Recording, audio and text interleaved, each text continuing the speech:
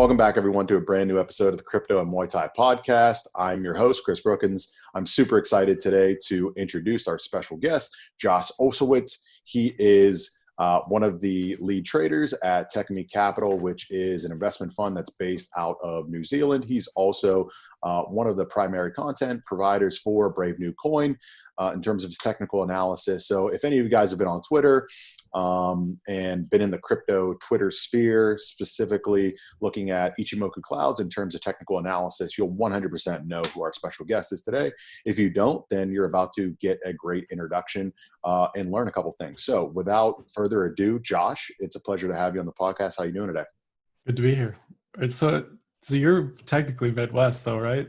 Like, because we're kind of close. I don't know what it's considered. Do you call yourself like Rust Belt more so, or do you call yourself Midwest? So Pittsburgh, we don't call ourselves Midwest. Okay. We call ourselves like more Rust Belt, but like also we kind of think of ourselves of on the East Coast, but like obviously we're not an East Coast city, but we think of ourselves more as East Coast versus Midwest. So even though we just cross Ohio and we're like, oh, that's the Midwest, like those guys are, weird, they're weird over there. But we're not East Coast at all. Okay. All right. Yeah, I've driven through once, and that's my extent of knowledge about Pittsburgh, other than like the Pittsburgh Penguins. But. Hey man, you're super close in Silver Spring, so I mean, just a quick 4-hour drive or 3.5, depending on how quick you're speeding. So we should definitely have you come up here one time. It's a pretty nice city, in all honesty. If you like big cities, if you like New York and Chicago or sort of my thing, and also DC, I guess for that matter, Pittsburgh will be a little bit different from that. So if you're like, I want to get out of that. A lot of people come to Pittsburgh and absolutely love it. But if you're like, I'm born and raised in the concrete jungle, then Pittsburgh's probably not going to be your jam. Yeah, I'm definitely a farm boy. So, oh yeah. Even though I love Philly. I'm not a fan of NYC, but I love Philly. DC is great too. Philly's nice. Their people are a little bit to be desired from time to time, but Philly's a nice city. I've been there a few times, but it's like night and day. So like Philadelphia is 5 hours away from Pittsburgh, and like the temperament is entirely different. So I think it's cool. Like you've heard like the phrase like Pennsyltucky. So like there's Pittsburgh on one side, there's Philly on the other, and then inside is Kentucky. So gotcha. But yeah, so it's great to have you. For those who don't know who you are, just give them like a quick 2-minute synopsis like of your background and also how you found your way in this wild world of digital assets. Sure. Yeah. So let's see, in 2013, I was sort of in between post Michigan State, which is where I graduated, and like deciding if I can actually get into med school, if I can get into a postgraduate program or graduate program, that sort of thing. So like I was super poor, working 2 jobs. I had this small investment thing from Oppenheimer, like 10 grand, that wasn't really doing anything. So I was like, I'm an adult now, I should figure out what to do with this money. But it's funny though, like my school as like an elementary had like banking day. I don't know if you had banking day at your school, but it was cool looking back on that. Yeah. Like I don't think so, but yeah. Like that's why I had the Oppenheimer thing. Like I don't come from like a wealthy background or anything like that. So, but like the banking day got me involved in like learning how to like write checks and stuff. Like it sounds silly, but it was actually really, really educational. So it went like banking day, Oppenheimer thing, and then being super poor, figuring out like what can I do with this investment to like make a return, right? And I found Bitcoin either on Slashdot or Reddit. It was definitely on Reddit, but Slashdot as well. It might have been. I read something about it, and I just got super interested and went down the rabbit hole. My friend also secretly was into like Litecoin at the time, so it's good to have a close friend who's also seeing something that's way out there as a potential like new vehicle for investment. So it had like this social approval to it as well. And then I found the Bitcoin subreddit. I found Bitcoin trading subreddit. I learned about trading. I didn't have any trading background at all, and just got connected with social people, just like this over the internet, TeamSpeak, Telegram, Discord, and here we are, right? It's just crazy.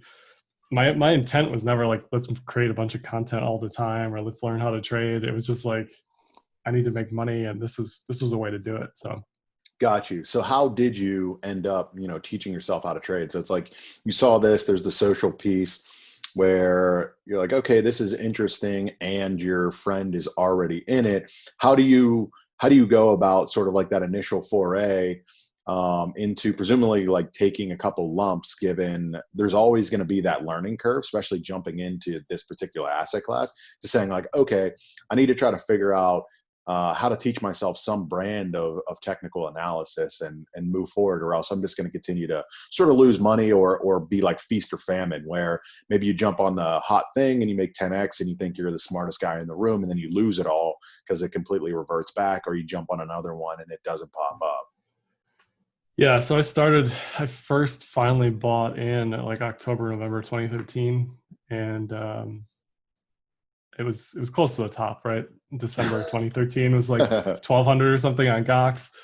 I had a Gox account, but I luckily didn't send any money there, so I did something right in that regard. But yeah, I don't know. I think the volatility, it just like the whole thing, the fact that it was new, the fact that it was super technical, the fact that trading was a way to like make money, the fact that you didn't have a boss really, like you're on your own. It's really all on you. Like there's this burden of, if I mess up, it's my fault, right? Like, it's not anybody else's fault. So there's just always this drive to like get better at something. I think for me it just clicked. I don't know. So yeah, that's how I found trading. And like I said, I just got connected to all these random social trading circles, and that really like getting involved in like just listening to what people are saying and learning the language. Even like some place like Wall Street Bets, where it's like ridiculous subreddit, like retail FOMO, even something like that helps people begin to understand, a modicum of what's going on in the markets at least. Got So you. so yeah, that's really it. I mean, and then just like every day, like it became an obsession, like drinking the Kool-Aid and just watching as many YouTube videos as possible, multiple times. Like I've watched Andreas videos, Antonopoulos, hundreds of times. I've watched, I forget the other guys' videos are off YouTube now, but just all these explainers about crypto, trading explainers, all this stuff. I'm very much a visual person too, so I think that's why trading really spoke to me in that regard, the visual Got you. language. But yeah.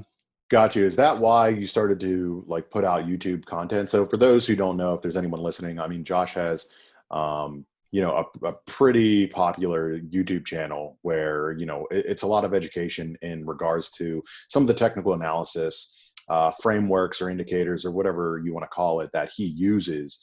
So I would encourage anyone that hasn't seen it to go check it out. But is that where sort of like that idea genesis came from, the fact that you're using that particular venue to like get your feet wet, shorten your learning curve, and then once you kind of felt like, oh, I've got something here, or I think I have some value to add, then let's see if I can give back on this particular platform. So is that kind of where the idea came from, or was it something else that maybe came from a different venue?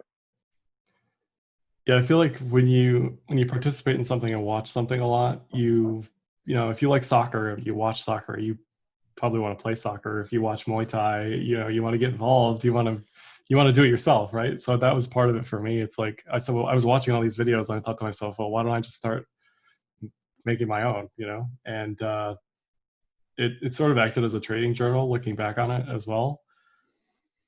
And I always tell people, no matter what the quality of the content is, it doesn't matter. Like as long as you start somewhere, your audio can be garbage, your visuals can be garbage, your charts can be whatever, or whatever venue you go into. But as long as you start doing something, it eventually will get better. Gotcha. So, so yeah, I'm all about content creation for people. I'm all about trading journals for people. I'm all about looking back on, trading performance, trading history, all this stuff that like traditional finance people look at that retail people probably don't look at as much. Like they pay attention to the percentage, the FOMO percentage, right? But I don't think many retail traders look at performance over time or alpha, beta, theta, whatever, all that other nonsense. Most people don't really pay attention to that. They just look at number go up, and that's all they care about, right? So I don't know. I just always encourage people to take a holistic view on their trading and be honest with themselves about it. Got you. So what are some of the things that you look at to keep yourself sort of like honest? Like obviously you talked about some of the statistics that you look at, but if there's anything beyond that, what are some of the elements that you make sure that like you've got a checklist and you're making sure that you check off to keep yourself honest? Because obviously, I know it just like you, this market is incredibly emotional. So like, you see things starting to pop up 10, 20, 30%. It can cause you to deviate a little bit from your initial strategy or framework, especially if you don't have rules and parameters or discipline enough to be able to follow those. So what are the things that you look at to be able to track your performance historically, but also just keep a general framework to make sure you're staying within the hash marks whenever things might go against you or for you unexpectedly? Yeah, I feel like people either get bogged down with the details early on or they don't pay attention to them at all. And you kind of have to be somewhere in the middle, I think, because you can't get obsessed with like failing trades, because in early on, if you're an early new trader, you're going to fail a ton. Hmm. And that's just part of the game, right? It's part of learning. So people get hung up on that. People get hung up on all these spreadsheets and details of like every trade performance. For me, it was like, okay, I know I don't know how to trade. Let's take 25% of what I have, actively trade that. Let's hold the rest of it, right? Do nothing with it. If I'm here in this space and I think crypto is going to do something in the long term, I should just hold it, not do anything with it. So if I'm actively trading 25%, then I just say, month over month, year over year, am I making money? That's really all I care about. Like, people can pay attention to stats and like, are they beating Bitcoin? Are they beating buy and hold? Which you should be if you're here in trading. If you're not beating buy and hold, what are you doing, right? Actively trading. So really, that's kind of the most important metric for me. Is just, am I beating buy and hold? That's kind of really all I care about, because you can look at all sorts of stuff, right? But So is buy and hold Bitcoin, or are you looking at some type of like basket of index, Galaxy or anything like that? yeah, mainly just BTC, BTC and ETH more so over the past 2 years. Definitely not early on, but um, yeah, I don't know. I don't get too in the weeds with all that stuff. It's just like, am I making money consistently, right? Yeah. Like, am I making big wins instead of big losses? Am I getting stopped out all the time? You want to avoid some obvious stuff that people get trapped into, which is like closing trades at break even, closing trades with stop losses that are massive, or just losing a ton of money all the time. You don't want to do all those things. You either want to barely make money, or just have a big win, obviously. But people, I don't know. Trading is so psychological, which is one thing I didn't realize getting into this. Like you said, like this stuff gets in your head. You find out real quickly what type of person you are. I'm more of like a laid back sort of guy. I get a laid back vibe from you as well. But for people who are like uptight, detail oriented, eccentric, I could see how trading like just destroys them. Yeah, my switch like can go a little bit that direction too. So it's like that's why I've gradually moved, my trading and also my funds trading more towards quantitative nature, because I know like in general, like still my general logic and cognition is behind it, or at least was the initial piece, and now the algorithms kind of just make their trades and we tune them. But Yeah. it's because of that, like knowing over some of those like weird cycles, I know it's going to be very, very difficult to stay sort of like just like a computer sort of in the road and just stick to the process, especially whenever you're seeing Bitcoin drop 50% in the 24-hour period, or, things spike up 30%, but you're sitting on the sidelines. So as Yeah. a way to kind of fill in some of those cognitive errors or temperamental errors, I would say I've gradually tried to move a little bit more towards there and continue to do so. So with that, how does that shape your view on the market? So it's like you've talked about, just in general, how some retail traders won't necessarily do kind of follow the framework of what it takes to be a successful trader. How do you think that influences this particular market? So what I mean by that is some people like think ultimately this will be like the dot-com bubble, where institutions will gradually come in, the smart money will be there and essentially arbitrage out all the retail players, and it'll just be machines versus machines, kind of very much like it is in traditional markets. I don't necessarily see that happening so much, because I think there's always going to be some element of speculation within the small cap. So do I think like 90% of,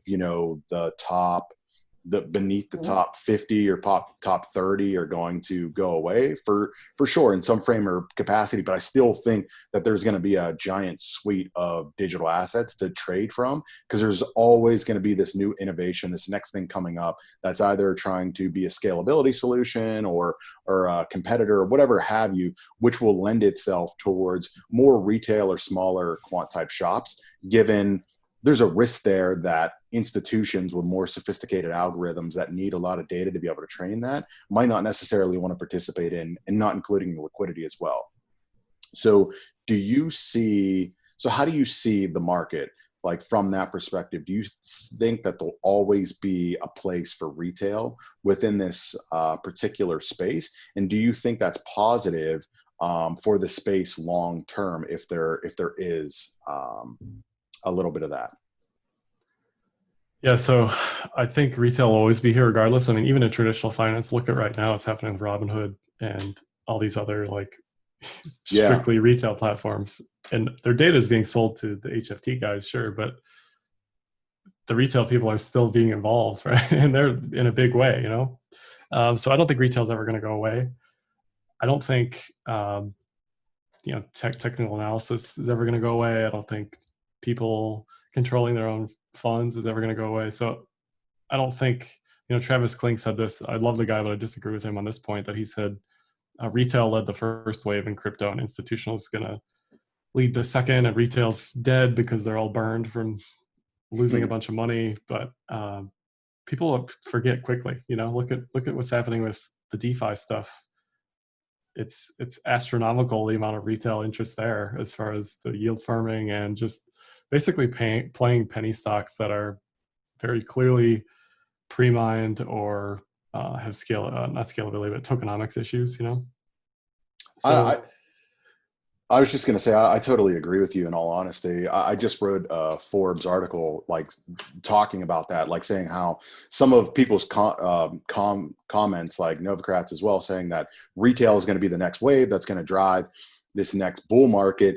And that flies in the face of like the commonly held doctrine of this space is like institutional capital. Since 2017, everyone's been saying the next wave is going to be driven by the institutional investors. And this, at least most recent uptick, and also what's going on with DeFi, just like you said, 100% shows that retail is still the largest driving force behind this particular market segment. So I agree with that 100%. I think retail has a massive integer bias as well. So they prefer to buy 10,000 of Doge versus like 0.5 Bitcoin. 100%. Yeah, 100%. So that's another reason why like these penny stock type stuff or this DeFi yield farming type stuff is just always going to be around.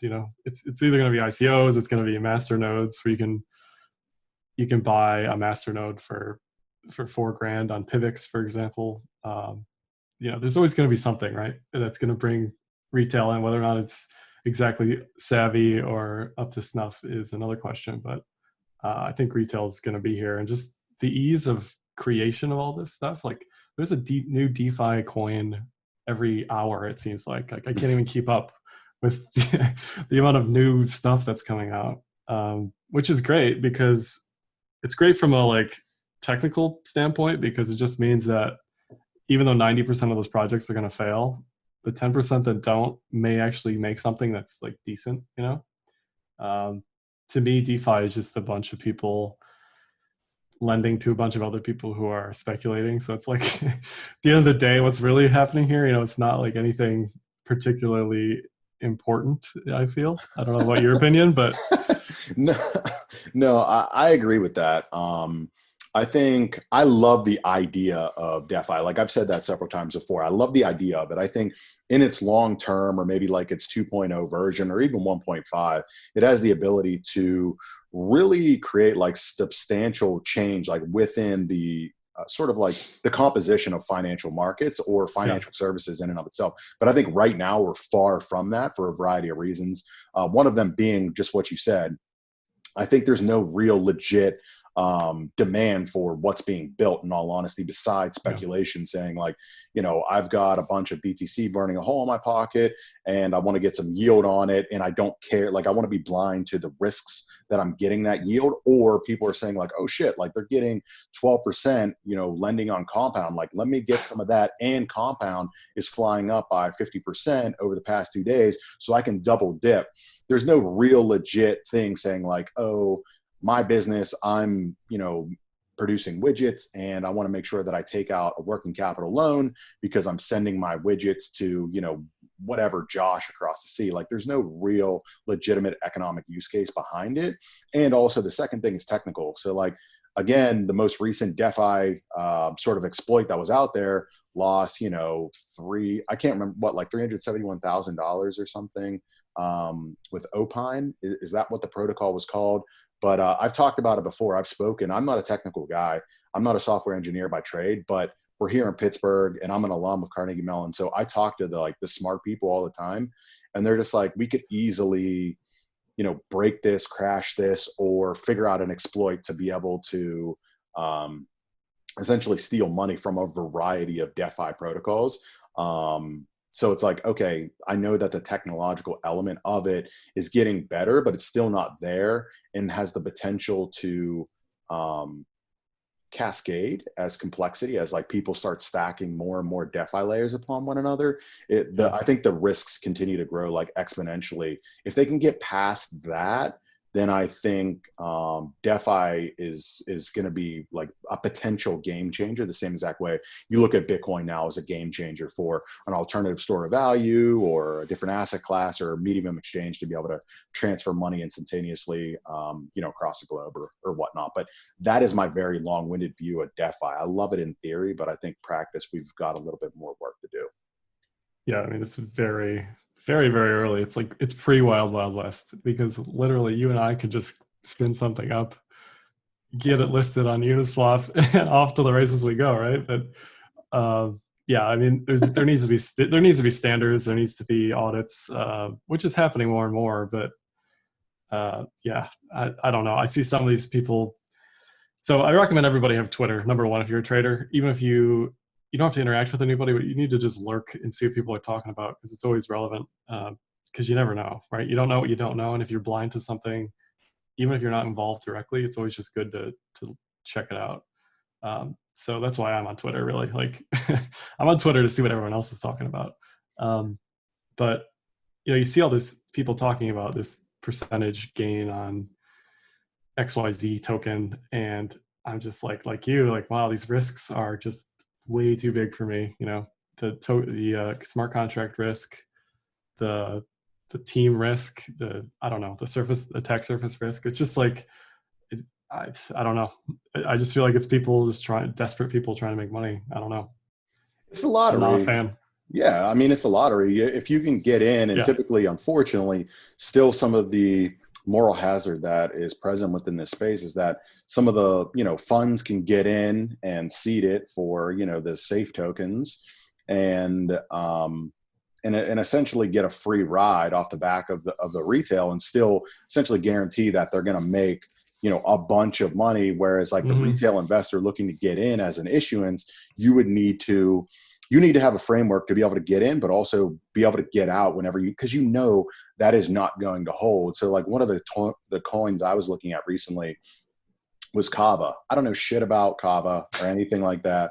I just know that it was following the traditional path of whenever it gets listed of trading, had a bunch of hype, spiked up in price, and then proceeded to just bleed. But ultimately it's going to get some bounce, which I bought it at $2. I sold it well before like where it's at today. So I still kind of kick myself for that, but it's going to go up, probably touch $4. And then it's just going to reverse and probably go back beneath $2. But I've seen that several times within other tokens to be able to like say, all right, this kind of rhymes with a historical thing. But if people jump in thinking that like this is going to be the next Bitcoin where it's going to, or the next link for that matter, maybe, or maybe it will, just suck you in, you'll buy high. And ultimately you'll just, be stuck kind of holding the bag and hoping for the next, or waiting for the next alt season bull run. Yeah, it's a multifaceted problem in my mind, because you have all these players like you're mentioning. You have the VC people looking to exit their early seed, right? You have other people arbing tokens around yield farming, Sam, Alameda, the big guys who want to get stuff listed and then arbit between exchanges. You have the retail traders who end up being a community member and think it's the next link, think it's the next BTC, whatever, and they go all in and get destroyed. Then you have people who, like you're mentioning, are just like buying dips and trying to sell highs, that sort of thing. But like just looking at comp, so comp is down. It listed at 427-ish, and it's down 70% on Coinbase in 44 days. And to me, this just reeks of VC exit, or big players exiting the market. And the comp FOMO, the comp hype before it was listed, was the largest I'd seen in a long time. I don't know about you, but the comp, just the mentions on Twitter and the fact that it was going to change the world with this new paradigm of yield farming, that lasted for about a week. And now it's like the next one, right? Like now we're talking about Kava or Band or some other token that is going to be created in an hour from now, and I just can't keep up. I can't keep up with it. I don't know how people even trading this like keep up with it. Like if I'm paying attention to more than 5 markets, I just feel like my bandwidth is just gone, I completely agree. Like it's weird, but I was thinking like the same exact thing during like in the heat of alt season, like on Twitter, you see everyone mentioning this and that and that and that. Yeah. And it's like, this is up X percent and 20 and 30. It's like, I didn't even know about half of this shit. It's like, where is this coming from? Like, how do people have time to be able to constantly sort of filter through something? I mean, you can look at it as a large scale kind of like automation and sifting problem if you've got that sort of technology background, but also the capital to be able to do that. But it's like, I don't even know where half of this stuff is coming from. And then to be able to trade it again, to get in and get out before, sort of like the eventual current, the eventual downdraft that's going to happen. It takes a lot of time, and DeFi has just been so red hot. Comp is one of the ones that I look at as well, where it's like, okay, it is just taking a beating now, and had billions locked up in its lending protocol within a week, like you said. Yeah, let me look at what it's at right now. The comp thing, I think that's what really kicked off a lot of this. I don't recall any specific yield farming thing before comp, because there's Balancer, there's Curve, there's Aave, there's Yearn, YFI, which is another thing that looks like a complete scam to me. I don't even see it listed anymore here. Yeah, oh, sorry, it's number 2. So they still have 815 million locked up. But yeah, I don't know, man. I can't. The other thing about trading this stuff is trading it with size, like to get in and out with size is difficult. Yes. So what's the point, Like if I can't get in and out even with 10 grand, what's the point, right? Like it's up 50,000%, great. But if I can't exit the position, doesn't matter, right? It doesn't matter. I got my hand bitten a little bit on some of the smaller caps in the first wave, like in January, February, where I saw this one, like I saw it in some capacity, but it's like the January, February one, like that was the one that I did see. So I was like, okay, BTC is going to run, meaning that the small caps are going to outperform.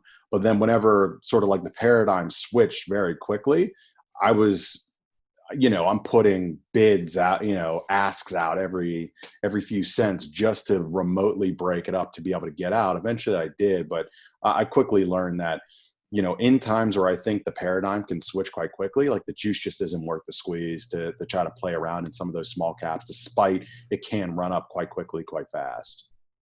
Yeah. And that's how a lot of people get trapped. They don't sell the highs either because they can't or because they think it's going higher, and then they become a community member, and then it's back to the original entry, and then they just hold it hoping for new highs, and then it just bleeds out over multiple months. And then Yeah, I was smart enough to know that like I missed my time, like my perfect exit. I missed it, and it's like, all right, I can look back at that sort of like with a journal or mental note and say like, okay, that was my time, but I know I need to push the exit button and get out. With that, how do you feel about the current market? So like, let's strip out DeFi and some of these other altcoins that are just going on a complete tear for I don't know why, with Link being, one of the most notable ones outside of DeFi. How do you feel about the general market structure, like in and of itself, principally looking at like Bitcoin and Ethereum, which appear to be the big boys that have given permission for the rest of the market to sort of like get in a comfortable state and continue some of the rally that, the alts have been seeing early on? Yeah. So back in December, talking about alts again real quick, December 9th, I think, I rotated into some alts because the technicals looked good. I saw that on Twitter, by the way, and I looked at a lot of those alts too, and I rotated in some of them. Some of them I didn't end up pulling the trigger on just out of time constraints because, again, it's like there's a million things. But I like that portfolio a lot that you were able to put together. I concurred like with everything that I was seeing on my charts too. Yeah, so that's for me. Like if I'm playing alts, that's what I do. Like I just do one sweep, like, and hold it for like 6 months. I don't like micro trade these positions. But so yeah, the alt thing, December and then January earlier this year, helped like just continue this pinwheel of liquidity that we're seeing and just hype. Right, we had the alts, we had DeFi, we had Doge from TikTok Zoomers. We have all this stuff, right? Like it's just continual. Not to mention the coronavirus stuff, the legacy stuff, the insane volatility we've had. People think it's a negative, obviously with price, but it brings people in. It gets headlines, and eyeballs are looking at BTC. They're looking at legacy markets, and I think that's playing a big part, even in traditional finance, just getting retail into the market. People are seeing volatility and they're like, oh, I can play this, right? They're seeing Davey day trader out there pick stocks and make a bunch of money, and they think I can do this. So I think all of it's part of the story, with BTC and ETH right now, the charts look the best they've looked to me in 2-3 years. Like the way we're headed for BTC is a multi-year bull run, is what I'm seeing on technicals. ETH could run to 750 plus within the next 6 months. Is that the top range of the Kumo cloud that you're looking at on the weekly chart? So much like you, I use Ichimoku, and like you were one of the reasons why I got into Ichimoku. Like I had never used that before, but I was like, all right, let's see what this guy's talking about. And it's one of the things that like I reference a lot in both sometimes in short-term trading, like specifically whenever there's a fresh Kumo breakout or like it's constantly holding that cloud support, but more likely on the long-term timeframes to see like, all right, how's this looking? So again, I was surprised whenever Bitcoin I knew that Bitcoin was going to bounce because of one of our quant indicators that we look at that I sort of like kick out. I won't bore anyone like taking this down a mathematical route, but like also Bitcoin kept bouncing off that cloud support on the weekly chart as well, which is around like 8.9K or around like the 9,000 level, and just wouldn't go back through it. And then eventually punch through 11.4, which is the top side of the weekly cloud. And now we're back above that. If that can hold, and much like what you're talking about where the cloud is turning back bullish, I think it's going to be crazy. And then ETH too, whenever it entered the cloud, I was like, there's no freaking way it's going to be able to punch through. Like that cloud is enormous on the weekly chart, but it's been pushing and pushing and pushing. So it's like now I'm more of a believer. I think what's it like 460 or something, 470 is the first resistance in the cloud. I think that hits that 100%. And then it's like, can it continue to sort of like plug through? But I agree with you. Looking at some of the longer term charts, I was skeptical at first, but the follow through has kind of maybe a little bit of a believer. Yeah, and what's specifically for ETH, seeing the token lockup with DeFi, we're just trading the ICO stuff for the DeFi stuff. The tokens that were locked up for ETH in ICOs, the treasuries, are shifting to DeFi lockups. So the reality is, like, it's just the same. It's the same nacho, just a different cheese or something. Like, it's all the same stuff. At the end of the day, it's just token supply, And if the sell side supply isn't there, the price goes up because people want it to yield farm or some sort of other garbage thing, right? Like, so to compare it to the ICOs from a technical perspective, obviously we saw what we saw with that price run up. So to see this price run up makes sense to me, if we're comparing technicals and fundamentals at this point. But so yeah, 750 sounded crazy a few weeks ago, but now it's looking possible. I agree with you, 450, 460, very likely in the near term. And then if ETH goes to this phase 0 proof of stake thing, which is more token lockup, that'll just increase, the demand for the token, right?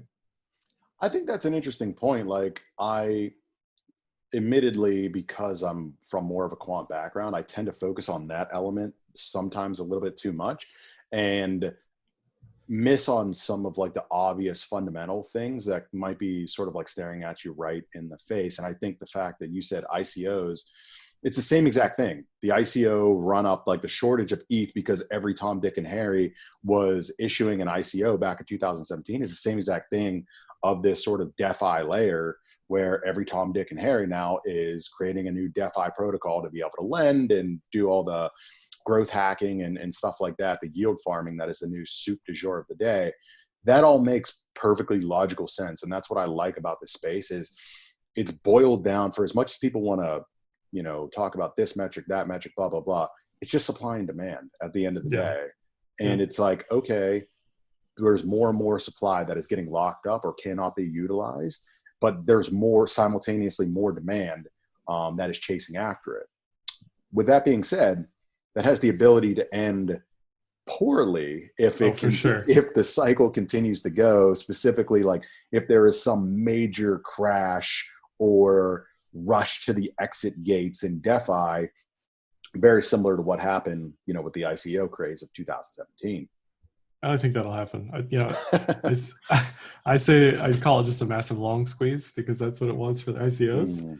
It was quote unquote locked in the treasuries, but if you're a company with no runway but a treasury, you're going to sell that to continue the business, right? So that's what we saw.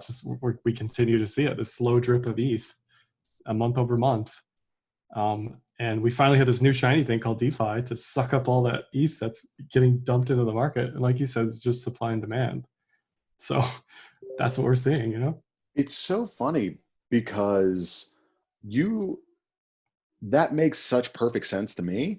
And I feel like this market is incredibly loyal. Like I can't remember if I saw it on Twitter or you mentioned it, that this community like is incredibly loyal and like passionate about the space.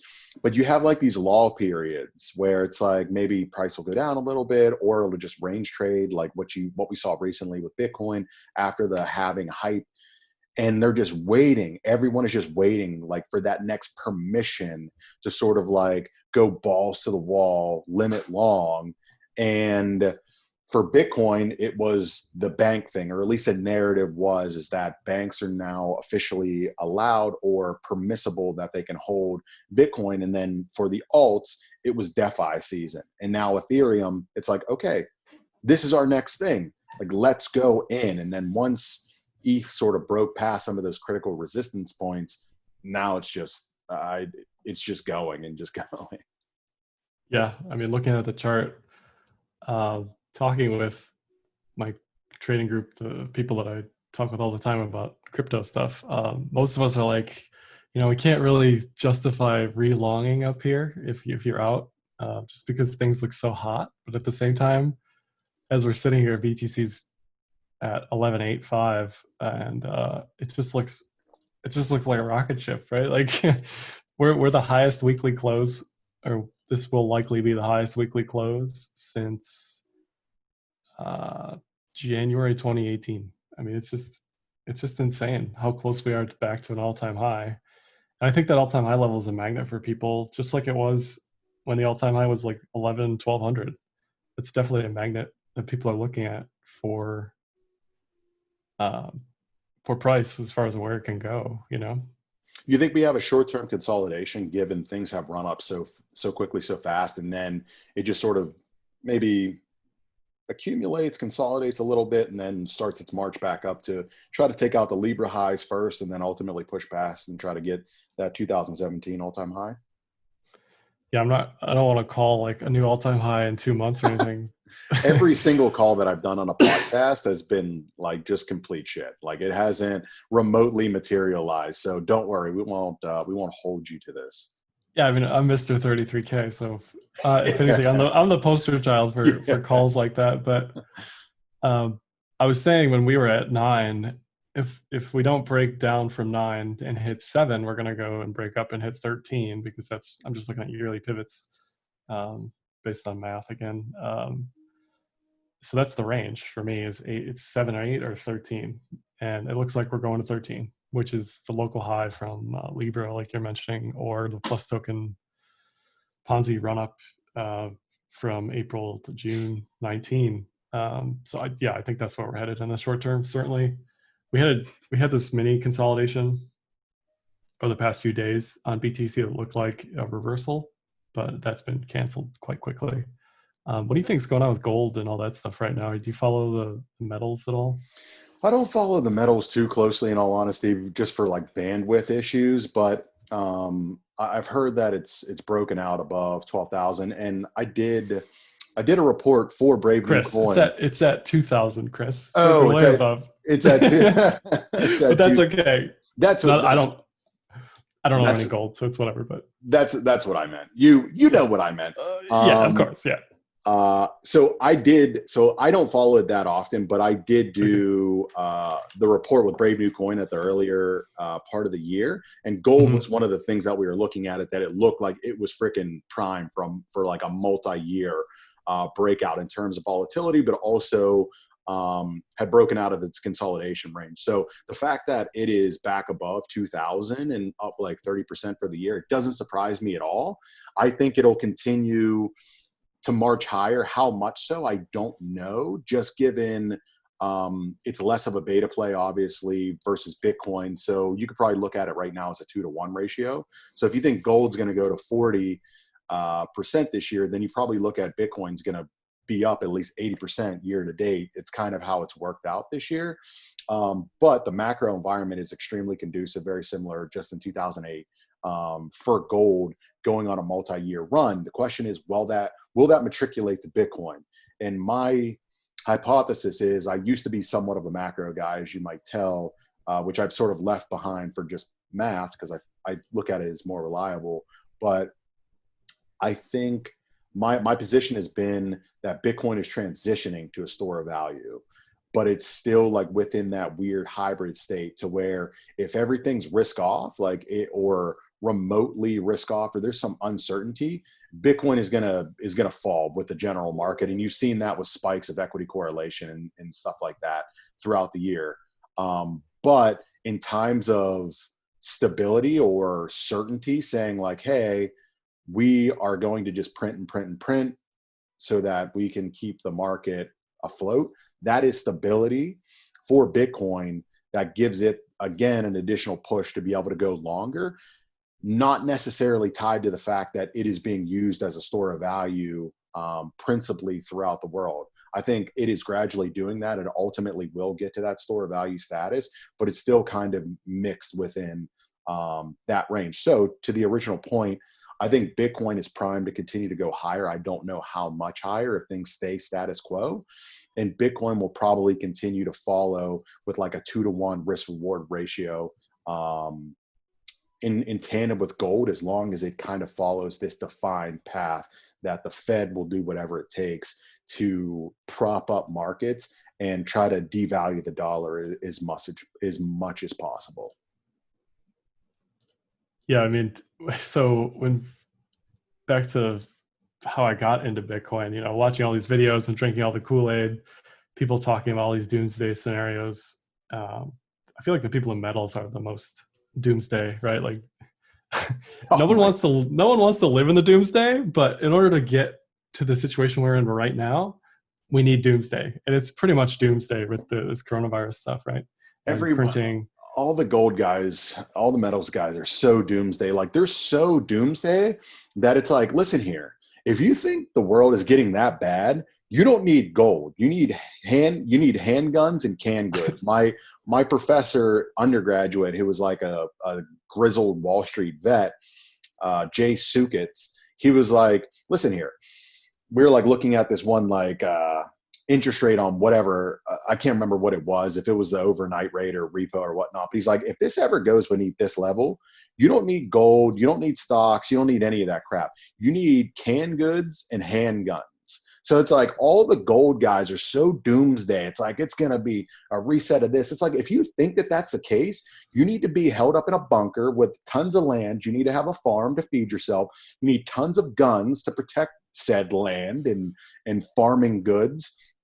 And that's where you that's where you need to be. You don't need to be sitting here like buying the GLD ETF or any of that stuff. So I always thought like those prognostications were stupid as shit. And so like gradually you're seeing kind of like that unravel a little bit, where I think it's less so in Bitcoin now that kind of like subscribe to that like doomsday mentality. There's still some there, given that's kind of like its origin roots. But I think people are being a little bit more pragmatic about it, but it definitely serves a purpose. The US dollar will lose its reserve status because of all the shit that it has been doing to prop up the markets, its economy for the past, pushing 20 years. So this is sowing the seeds for it eventually to lose its status within the world, which will probably mean more price, more depreciation of dollars, meaning we can buy less goods, and a whole bunch of other, unintended consequences that I can't really foresee right now. So I think Bitcoin will be a good hedge for individuals like us, just at a slower clip versus people that are living in Argentina or like Lebanon, unfortunately, where their currency has lost 80% of its value since October and then just had this huge explosion. So those people are seeing the value prop, a store of value right now.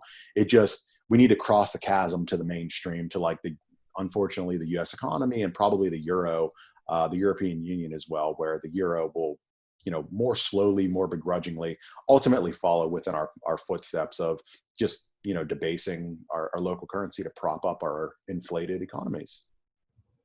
Yeah, I agree. But so it was hard to buy into that doomsday stuff even early on. It still is now. Like I'm pretty optimistic on the civilization, but but seeing what we're seeing, it's like, okay, well, doomsday's kind of here, and BTC is up, gold is up. So some of this stuff is coming to fruition. The chickens are coming home to roost a little bit here, as far as the doomsday prepper stuff. So to see Bitcoin up isn't a surprise, right? Like this was the expectation, kind of chaos insurance, schmuck insurance, whatever you want to call it. So it's doing what it should be doing. Whether or not it's a store of value, I think is yet to be seen exactly. But with inflation below gold now at 1.8%, I don't know what gold inflation is technically, but someone told me that it's higher than BTC, so I believe them. So yeah, I don't know. It's hard to be bullish, or it's hard to be bearish long term on BTC because of what we're seeing. We're living it, right? We're living this movie, this nightmare that doesn't end. For sure. And I think with that, there's going to be more and more undercurrent of buying demand. So millennials, that's probably their preferred. So there's a bunch of stories and shit like that that's coming out on Cointelegraph and other places. I'm not sure if it's them or not, but saying that the old store of value is gold and the new preferred store of value is going to be Bitcoin. And I actually agree with that. I think millennials are more inclined to want to invest in digital assets, Bitcoin being sort of like the flagship. And then you've got, Gen Z or whatever it is coming behind us, that are going to be in the exact same, even more so within that camp. So I think you're going to gradually get more and more demand, and you're seeing it right now. Unfortunately, or fortunately or unfortunately right now, I don't think a lot of retail people are probably looking at it saying, hey, I want to buy a house, or I want to retire, or I'm worried about this, this long-term ramifications of these short-sighted policies that government officials like the Fed and other, or, just the government in general are doing. So I want to take out this insurance, this hedge in Bitcoin and maybe some of these other digital assets. I think there's a portion of the population that is doing that, and they typically come from backgrounds like us or tend to think like us. I think more often than not, it is the Robin Hood type folks where they're looking to get in for a quick buck. They think, they've heard about Ethereum going up 70% in like 2 weeks. And they're like, all right, tell me what else. Like, okay, Link's moving, tell me what else. And those are the people that are coming in. And right now, guess what? It's helping the market, and will continue to help the market, especially the further Bitcoin goes up and the more that FOMO sort of heightens. But ultimately, as we've seen time and time again, whenever that stops and there's not enough pushing pressure, it's going to just completely collapse on all those people's heads, especially if you're buying at the 12 to 13 to 14,000 ranges.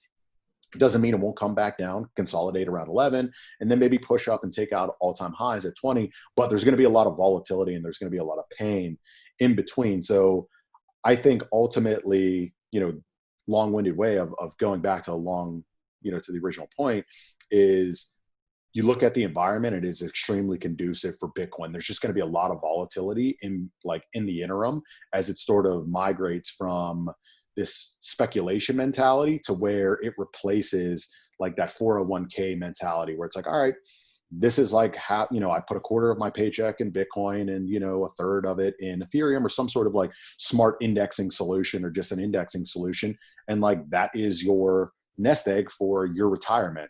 And like I said, again, with the Brave New Coin research piece that I did at the beginning is, it seems retail is driving now, but I think the next big like push up where people are like, oh shit, is whenever pensions start looking at digital assets and saying, okay, I've got this huge hole in funding, and I've got, 20%, 10% of my workforce retiring next year. All right, okay, how do I fill this? How do I fill this? Expected returns. What's got the highest expected returns over the past 5 years, 7 years? Boom, you look at digital assets. Like it's not even a question. And then you start looking like, okay, then you go down of what is investable, and you look at Bitcoin or maybe some of those, obviously Grayscale leads in that particular packaging for institutions. And that is the next thing that can take, the market to new heights. Cause you figure even CalPERS has got billions of dollars under management. Just even 1%, 5%, 10% of that to be able to smooth out their unfunded liabilities, that has the potential to be like the next big game changer, which will drive in more retail and blah, blah, blah. Yeah, just back to the earlier point real quick about the banking news. There was this meme of first they laugh at you, then they fight you, then you win. this meme on was it Gandhi who said it? I feel like I should know, but it was on the Bitcoin subreddit like early on, right? And it's like, again, like it's hard to buy into that if you're like a reasonable person.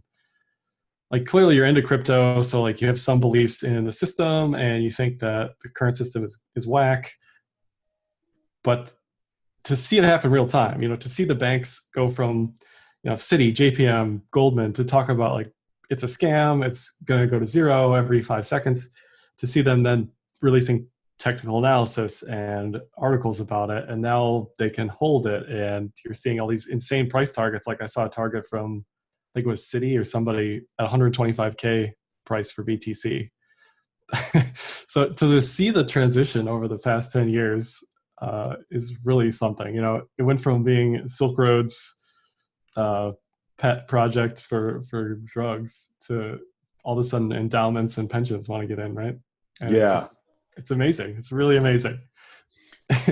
It's been it's an incredibly exciting ride. And then like whenever I truly stop to think about it, you're like, we are still in really, really early innings. Yeah. So the potential, like the possibilities for where this can go to is still really, really remarkable at the end of the day. So Yeah. with that, one of the things before we sort of wrap up is so you've kind of given some of your prognostications of where you think the market can potentially go. Is there anything that you wanted to add to that, and some of the things that maybe you look at in terms of risk or this, that, and the other? And B, is there any particular asset that you're looking at and saying like, this has lagged, and I think this has the potential, any asset that looks attractive to you, whether it be on the technicals or a fundamental perspective as well?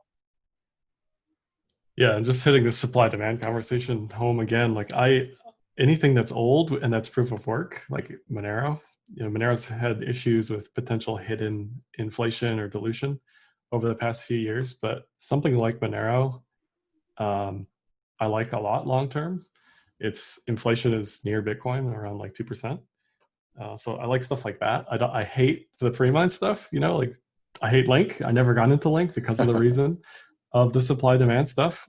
Just seeing that pot of like supply that's just sitting there that you don't know what's going to happen with it is just too much of an unease uncertainty for me. So stuff like Ripple, Stellar, anything where they're just massively just dumping on the public, I just can't buy into. But as far as long-term targets, like for BTC, I really like, there's this website, lookintobitcoin.com. This guy, Philip Swift, put together like 10 to 15 charts, technical and fundamental, that look at low time horizon, like long-term trading strategies. So I'd recommend like everybody checks that out. It's just a really good resource just as a gauge of like where we are historically now versus where we were like a year ago, 3 years ago, that sort of thing. And we're getting price projections on those, like moving average multipliers at like 36K right now, as far as like the top. So again, like all this stuff is pointing to multi-year bull run. Don't lose your shirt trading your entire account in some DeFi scam that's going to go to zero. Okay. It's like, it's fun to like play with that stuff. Sure. But you shouldn't bet the farm on, if you're reasonable and responsible. Back to what you were talking about with FOMO and retail, it's like everybody wants that instant millionaire status, right? But that's, for most people, that's not how they're going to get there. They're going to get there by buying something and holding it for a long time. That's just how investing is, right? Got you. No, I completely agree. I think the differentiation between I invest in digital assets between I speculate in digital assets has gradually become like quite blurred. And I think it's just like a matter of the times, but also just like the temperament of the asset class in general. Yeah. Yeah. And people can definitely get rich quick, and it's happened 10,000 times over, but the probability that Joe Public's going to do that is not great, I got you. So with that, I've had a great conversation. I think there's a lot of useful information in there for anyone that might be listening or watching. I encourage you to check out some of the links that Josh has mentioned. So like I just pulled it up, and Look Into Bitcoin looks pretty cool in all honesty. Also, I would check out Josh's YouTube channel because he's got a lot of good information there. And also I would follow him on Twitter as well at Carpe Noctum. He's, like he said, he's there to creep on crypto Twitter a little bit, but at the end of the day, he still puts out some good charts, which I was referencing, talking about Ichimoku clouds and stuff like that. So I encourage that for anyone that's listening to go check that out. So Josh, I really appreciate you taking time out of your day to be able to come on and have a sort of just a general chit chat with us today. Yeah. Thanks for having me. It's good to talk with you in person, right? Yeah. It's good to be able to have the in-person conversations of 2020. Yeah, for sure. So awesome. Until next time, everyone, I will talk to you soon.